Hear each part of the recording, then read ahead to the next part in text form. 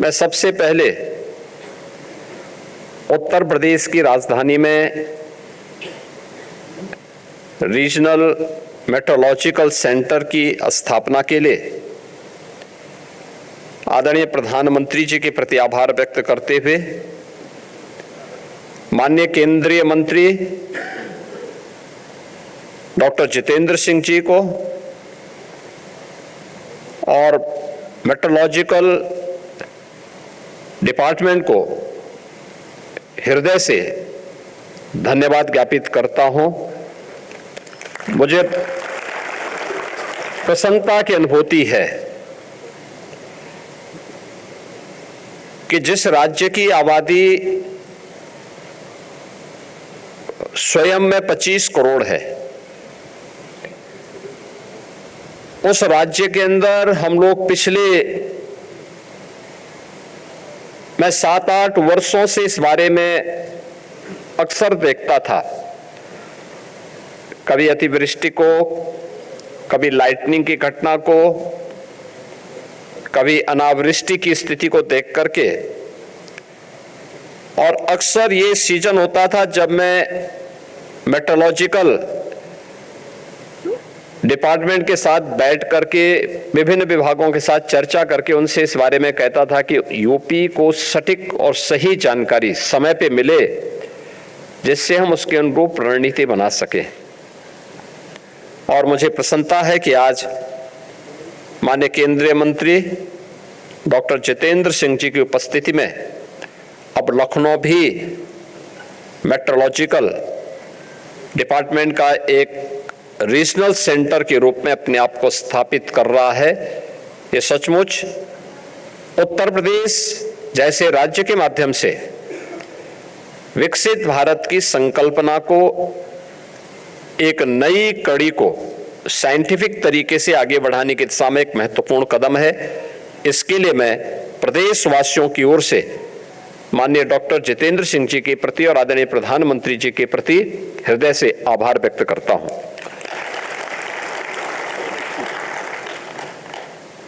मित्रों, हम सब जानते हैं इस बारे में कि प्राचीन काल से ही हर मनुष्य के मन में एक जिज्ञासा अवश्य रही है, और जिज्ञासा थी कि मनुष्य ने जब से अपनी बुद्धिमत्ता का थोड़ा भी उपयोग करना प्रारंभ किया होगा, उसके लिए सबसे पहले कौतूहल का विषय कुछ बना था तो मौसम की जानकारी, आकाश में चमकती हुई बिजली, बादलों से होने वाली वर्षा या अन्य तमाम प्रकार की स्थितियां।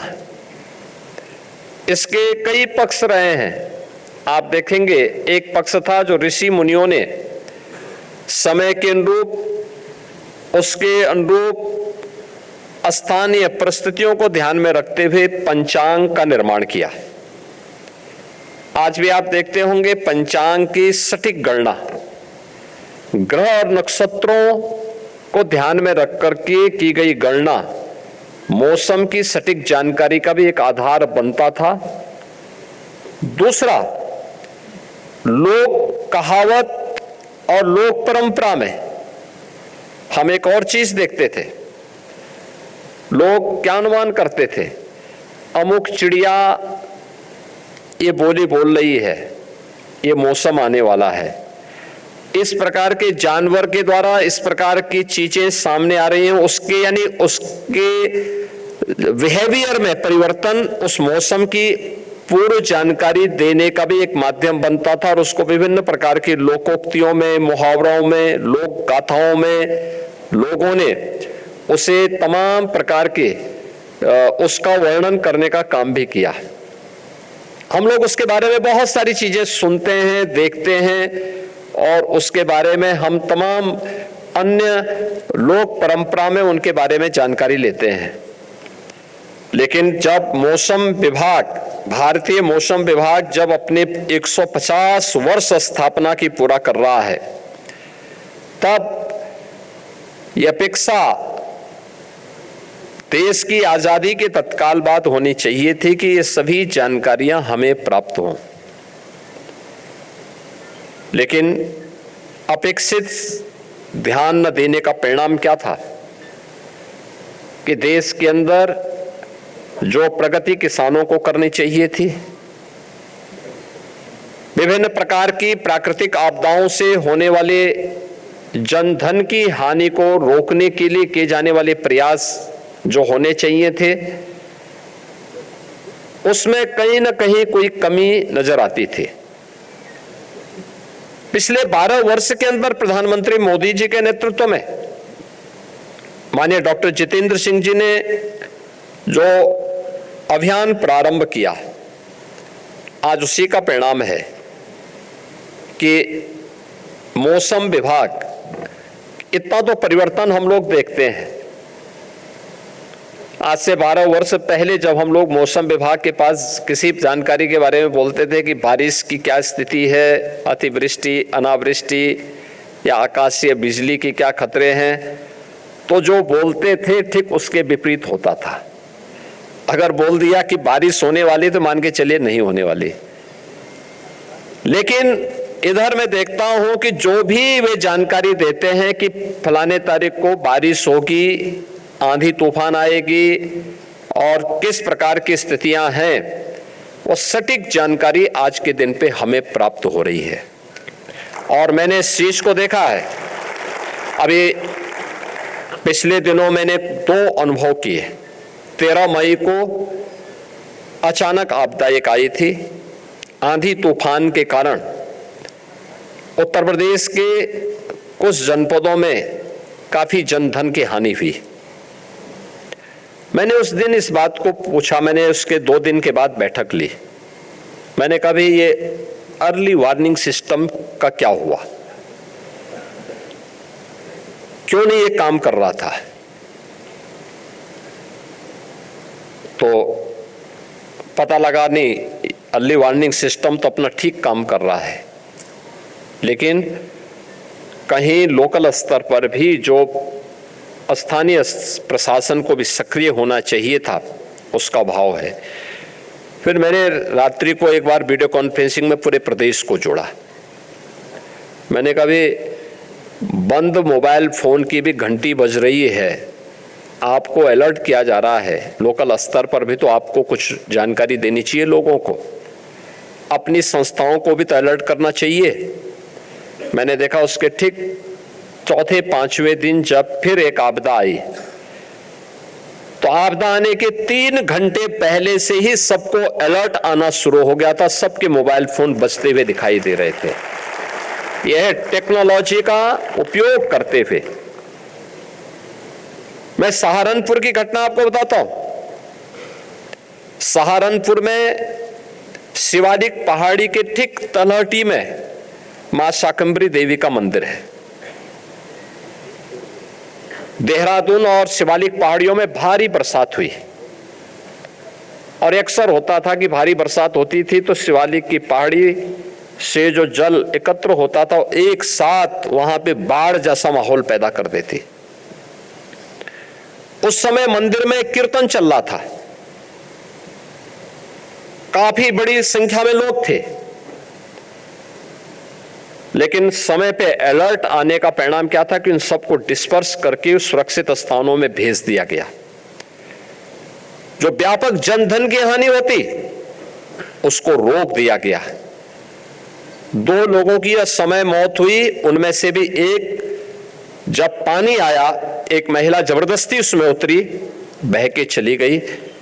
एक अन्य महिला, ये 2 लोगों की मौत हुई। अन्यथा जितने लोग थे सबको सुरक्षित स्थानों पर प्रशासन ने और स्थानीय नागरिकों ने उस अलर्ट के नाते भेज दिया, अन्यथा उसमें दर्जनों लोगों की मौत उसके कारण हो जाती।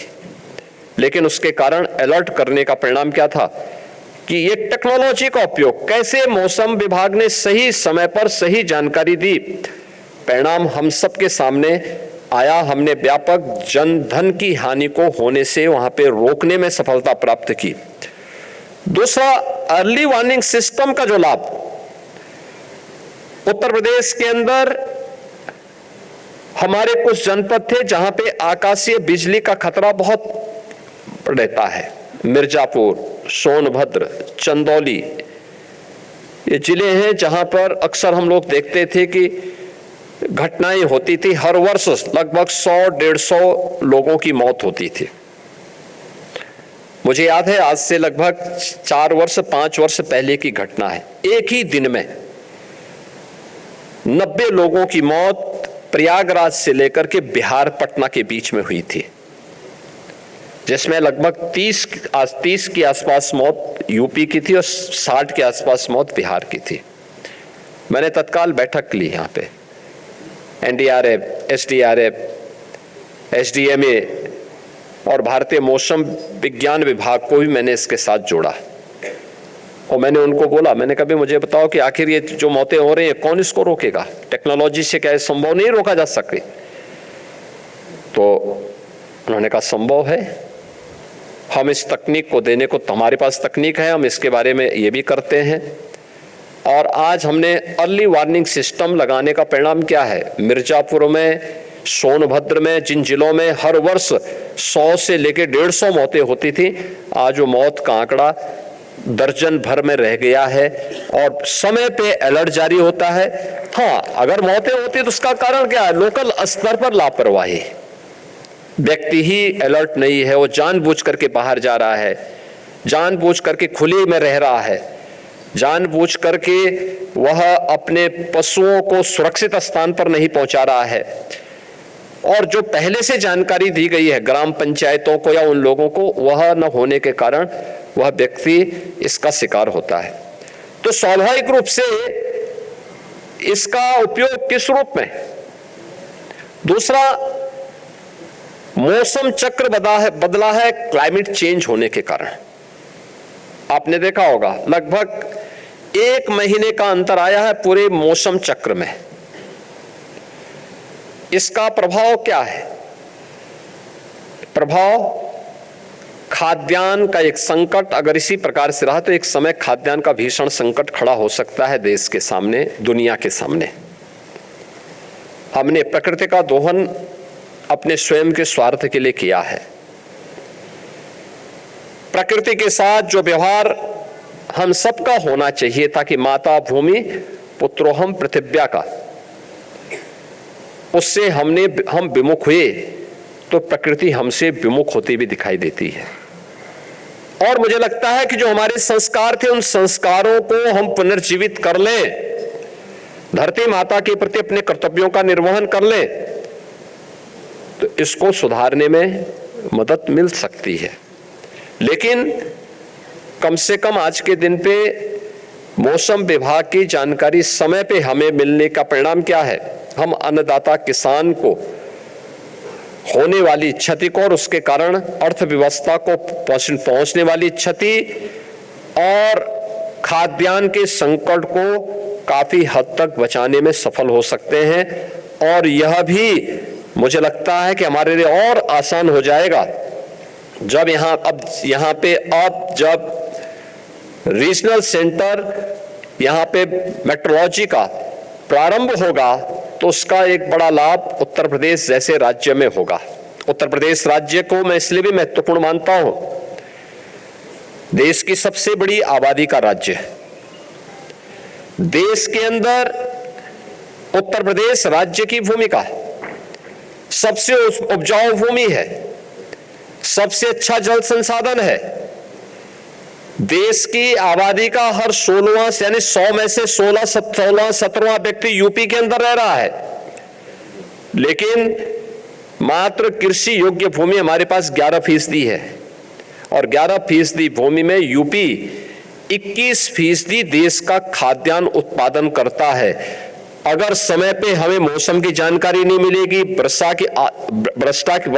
की जानकारी नहीं मिलेगी, अतिवृष्टि, अनावृष्टि, ओलावृष्टि इनकी जानकारी नहीं मिलेगी, तो स्वाभाविक रूप से हम अपने अन्नदाता किसानों के साथ न्याय नहीं कर पाएंगे, हम उनको सटीक जानकारी नहीं दे पाएंगे। और सटीक जानकारी देने के लिए आवश्यक है कि मौसम की वह जानकारी ससमय हमें प्राप्त हो सके। इसकी दिशा में किए जाने वाला प्रयास एक महत्वपूर्ण प्रयास है। मैं धन्यवाद दूंगा माननीय मंत्री डॉक्टर जितेंद्र सिंह जी को, जिनका एक सकारात्मक सहयोग यूपी को बराबर प्राप्त हुआ है इन सभी मामलों में, और वे स्वयं अपना समय निकाल करके यहाँ पे आते हैं। आज भी वो जम्मू कश्मीर में, कल वे डोडा में थे और आज वहां से चल करके सीधे लखनऊ में इस कार्यक्रम में भाग लेकर के फिर उनको वापस जम्मू कश्मीर जाना है। यानी हिमालय से वे सीधे यहां पर आए हैं, जहां पर विंध्याचल और शिवालिक पहाड़ियों के बीच में हम लोग यूपी के अंदर रह रहे हैं, और यहां पे रह करके फिर उनको वापस हिमालय की तरफ वहां जाना है, अपने संसदीय क्षेत्र में जम्मू कश्मीर के विकास के लिए, देश की योजनाओं को जमीनी धरातल पर उतारने के लिए।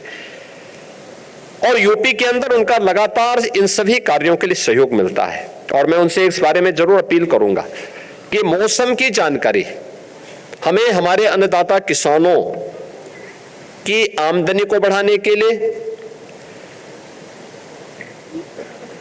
आकाशीय बिजली या अतिवृष्टि, अनावृष्टि या ओलावृष्टि के कारण होने वाली जनधन की हानि को रोकने के लिए, और उत्तर प्रदेश जैसे राज्य की दृष्टि से जो इसके अत्यंत महत्वपूर्ण परिणाम हो सकते हैं, उसकी दृष्टि से हमें बहुत आवश्यक है कि ये जानकारी हमें प्राप्त हो।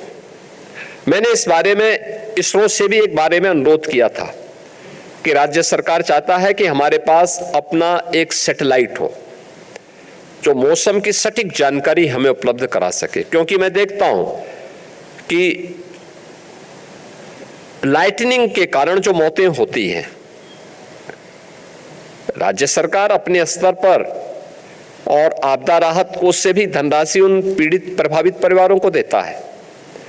हमने यूपी के अंदर कृषक, मुख्यमंत्री कृषक दुर्घटना बीमा में किसान को होने वाली क्षति को तो हम पैसा देते हैं, लेकिन किसान के साथ साथ उसका सह किसान भी, यानी बटाईदार को भी और उनके परिवार के सदस्य की भी अगर किसी ऐसी दुर्घटना में मौत होती है, किसी ऐसी आपदा की चपेट में आता है, हम उन सबको मुख्यमंत्री कृषक दुर्घटना बीमा के अंदर 5 लाख रुपए की सहायता तत्काल उपलब्ध करवाते हैं, जिससे कहीं कोई समस्या ना आने पाए और उस परिवार के साथ हम खड़े होते हैं। मेरा मानना है कि यहाँ पे बाढ़ भी आती है, हिमालय से आने वाली नदियों में बार बार बाढ़ आती है, और बाढ़ का क्रम भी ऐसे होता है कि एक बार यमुना बेसिन में आता है, एक बार गंगा बेसिन में आता है, एक बार फिर सरयू जी में आती है, फिर वही राप्ती नदी में, फिर गंडक नदी में, ये लगातार बाढ़ आती है। अलग अलग समय में इन बाढ़ के कारण भी व्यापक जनधन की हानि होती है। हम लोगों ने इसके लिए तमाम प्रयास भी किए हैं, लेकिन इन सब के लिए आवश्यक है कि यूपी के अंदर मौसम की सटीक जानकारी देने के लिए डॉपलर स्थापित हो रहे हैं, ये हमें जानकारी देते हैं, लेकिन अगर कोई सैटेलाइट यूपी स्पेसिफिक हो, यूपी गवर्नमेंट उसमें मदद करने को तैयार है, जो यूपी को सही समय पर सही जानकारी दे सके और इन सब की जानकारी के लिए केंद्र यूपी के अंदर बन सके। यूपी गवर्नमेंट भी उसके साथ सहयोग करने को तैयार है और हर प्रकार का सहयोग भी करेगी। साथ साथ उसमें सपोर्ट करने के साथ साथ हमें मौसम के बारे में सही जानकारी समय पे मिले। भारतीय मौसम विज्ञान विभाग बहुत अच्छा काम कर रहा है और हमें समय पे जानकारी वर्तमान में देता है। मैं जो भी बैठक बुलाता हूं, क्योंकि इधर हमारी बैठकों का क्रम लगातार चलता है इस सीजन के लिए, तो उसमें मैं देखता हूं सही जानकारी वे लोग देते हैं और उसका सही लाभ यूपी को मिलता है। मैंने आपके सामने कुछ उदाहरण प्रस्तुत भी किए कि कैसे हम उससे लाभान्वित होते हैं। एक तो इन चीजों को आगे बढ़ाने के लिए, दूसरा हम लोगों ने यूपी के अंदर बहुत सारी ऐसी चीजें यहाँ पे प्रयास की हैं जिनको हम तेजी के साथ आगे बढ़ाने का काम कर सकते हैं। जैसे प्रदेश में हम लोगों ने 450 ऑटोमेटिक वेदर स्टेशन और ब्लॉक स्तर पर भी 2000 ऑटोमेटिक रेन गेज स्थापित हम लोगों ने अब तक यूपी के अंदर हुए हैं, जिसके माध्यम से हम वर्षा की सही जानकारी, वर्षा कितनी हुई है इसके बारे में जानकारी, इसके बारे में अन्नदाता किसानों को भी इसके बारे में हम लोग जानकारी देते हैं। और ये उपकरण हमें वर्षा के बारे में, वहाँ के टेम्परेचर के बारे में, वहाँ की ह्यूमिडिटी के बारे में, वायु की गति और दिशा की रियल टाइम डाटा भी कलेक्ट करके और उसको स्टडी करने में भी हमें ये काफ़ी हद तक ये हमें मदद करते हैं। इसके साथ ही जो हमारे आजमगढ़, वाराणसी, अलीगढ़, झांसी, लखनऊ, इन जनपदों में X band Doppler weather radar विभिन्न चरणों में जो स्थापित किए जा रहे हैं, ये भी हमें जो रडार हैं आंधी, तूफान, भारी वर्षा, ओलावृष्टि, इन सब की निगरानी करने में ये हमें उत्तर प्रदेश में मदद करेंगे। प्रदेश में लाइटनिंग के यानी आकाशीय बिजली के डिटेक्शन सेंसर लगाए गए हैं और मैंने आपको पहले बताया है कि इसके कारण हमें काफी लाभ प्राप्त होता है। भारत सरकार के भी सचेत प्लेटफॉर्म सेल ब्रॉडकास्ट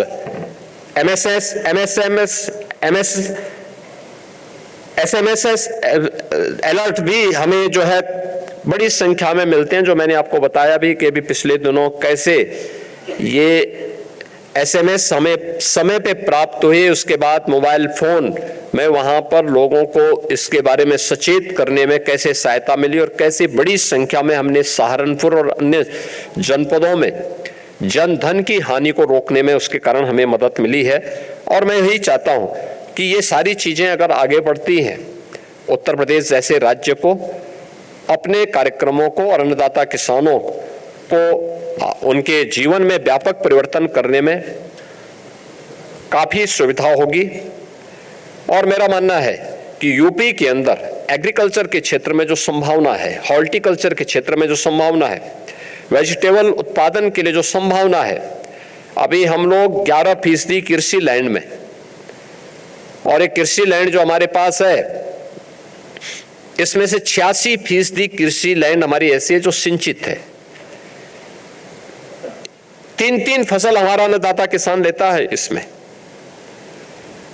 समय पे अगर हम जानकारी दे देंगे तो इसी कृषि भूमि में, जिसमें हम आज देश के लिए 21% खाद्यान्न उत्पादन करते हैं, इसी में मेरा मानना है कि हम इसमें 35 से 36% खाद्यान्न उत्पादन करने की सामर्थ्य अकेले यूपी रखता है। इतनी फर्टाइल लैंड और इतना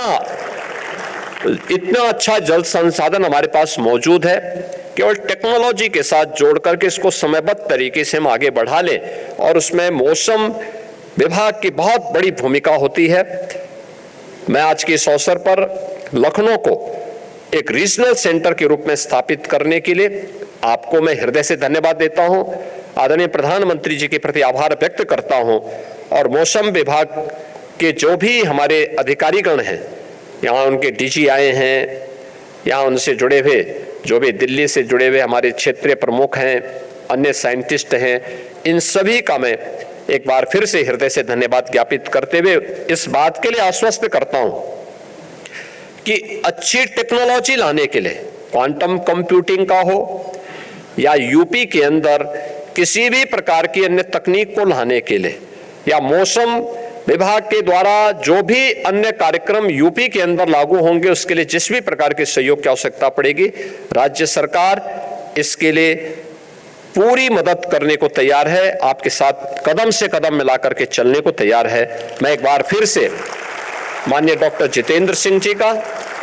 और उनकी पूरी टीम का हृदय से स्वागत करते हुए अपनी वाणी को विराम देता हूं। धन्यवाद। जय हिंद।